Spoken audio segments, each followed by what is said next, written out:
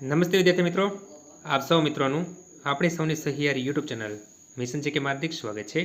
તો વિદ્યાર્થી ભાઈ બહેનો સ્ક્રીન પર જે રીતના જોઈ રહ્યા છો, વન રક્ષક શારીરિક કસોટી લઈને એક મહત્વની અપડેટ। બીટ ગાર્ડની જે વિદ્યાર્થી ભાઈ બહેનો શારીરિક કસોટીની તારીખ લઈને એક મહત્વના સમાચાર આવ્યા છે। શું છે વિદ્યાર્થી ભાઈ બહેનો મહત્વની અપડેટ, તે વિદ્યાર્થી ભાઈ બહેનો આપણે આ વિડીયોની અંદર જોવાના છીએ। વિડીયોને શરૂ કરતા વિદ્યાર્થી ભાઈ બહેનો જો તમે નવા હોય અથવા તો અમારી ચેનલમાં પ્રથમ આ વિડીયો જોઈ રહ્યા હોય તો અમારી ચેનલને સબસ્ક્રાઇબ કરીને બાજુની બેલ આઇકન પ્રેસ કરશો, જેના કારણે અમારી ચેનલ પર આવનાર કોઈપણ નવા વિડીયોની અપડેટ સૌથી પહેલાં તમને મળતી રહે।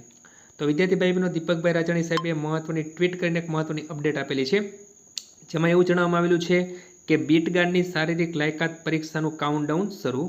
વન વિભાગ દ્વારા એજન્સી નક્કી કરવા બહાર પાડ્યું છે ટેન્ડર। વરસાદ નહીં હોય તો ઓક્ટોબરમાં લેવાઈ શકે છે શારીરિક લાયકાતની પરીક્ષા। તો વિદ્યાર્થી ભાઈ બહેનો, જો વરસાદ નહીં હોય તો ઓક્ટોબર માસની અંદર આ પરીક્ષા લેવાઈ શકે છે। ફોરેસ્ટ ડિપાર્ટમેન્ટ દ્વારા વિદ્યાર્થી ભાઈ બહેનો એક ટેન્ડર બહાર પાડવામાં આવેલું છે।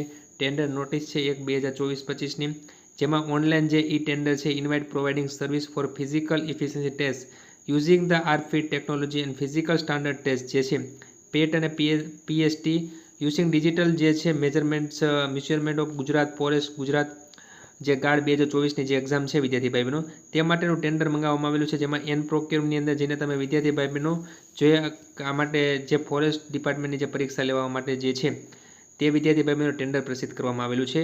અને વિદ્યાર્થી ભાઈ બહેનો તેને લઈને એક મહત્વની અપડેટ કહી શકે કે દીપકભાઈ આપેલી છે, જો વરસાદ નહીં હોય તો ઓક્ટોબરની અંદર લેવાઈ શકે છે આ લાયકાતની પરીક્ષા।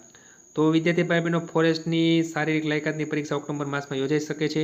તો એક મહત્વની અપડેટ હતી વિદ્યાર્થી ભાઈ બહેનો, જે આપની સમક્ષ લઈને આવ્યા હતા। જો વિદ્યાર્થી ભાઈ બહેનો તમને વિડીયો પસંદ આવ્યો તો લાઇક કરજો અને તમારા મિત્રોમાં આ વિડીયો શેર કરજો। ધન્યવાદ।